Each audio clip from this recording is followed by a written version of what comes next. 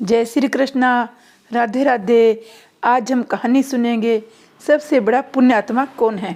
काशी प्राचीन समय से प्रसिद्ध है। संस्कृत विद्या का वह पुराना केंद्र है। उसे भगवान विश्वनाथ की नगरी, ये विश्वनाथपुरी भी कहा जाता है। विश्वनाथ जी का वहाँ बहुत प्राचीन मंदिर है।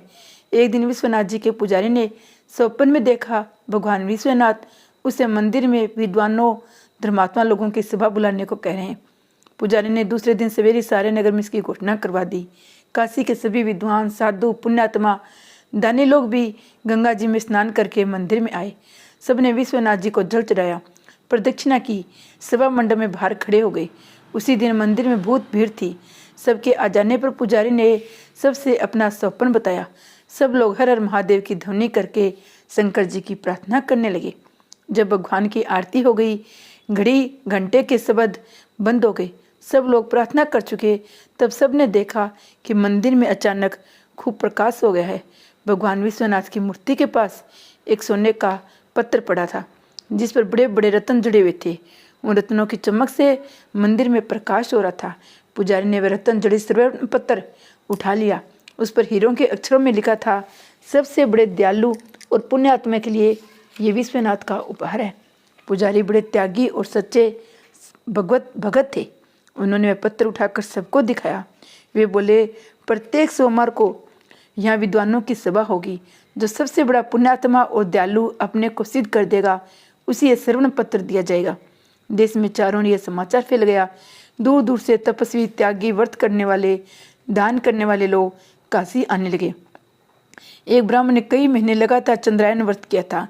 वे उस स्वर्ण पत्र को लेने आए, लेकिन जब स्वर्ण पत्र उन्हें दिया गया, उनके हाथों में जाते ही वह मिट्टी का हो गया।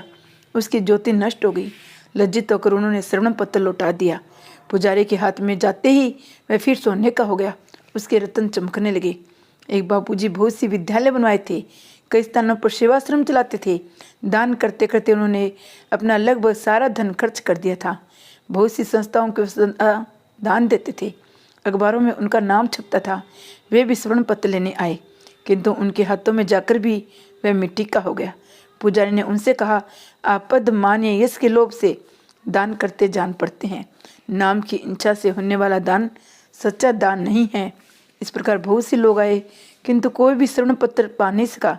सबके हाथों में पहुंचकर वह मिट्टी का हो जाता था। कई महीनों बीत गए। बहुत से लोग स्वर्ण पत्र पाने के लोभ से भगवान विश्वनाथ के मंदिर के पास ही दान पुण्य करके ने लगे, लेकिन स्वर्ण पत्र उन्हें भी मिला नहीं। एक दिन एक बूढ़ा किसान भगवान विश्वनाथ के दर्शन करने आया। वह देहाती किसान था।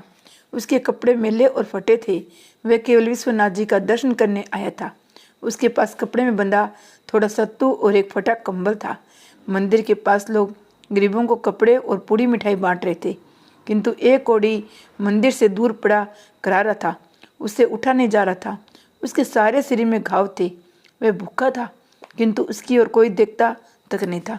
बूढ़े किसान को कोढ़ी पर दया आ गई। उसने अपना सत्तू उसे खाने को दे दिया, अपना कंबल उसे उठा दिया। वहाँ से वह मंदिर में दर्शन करने आया।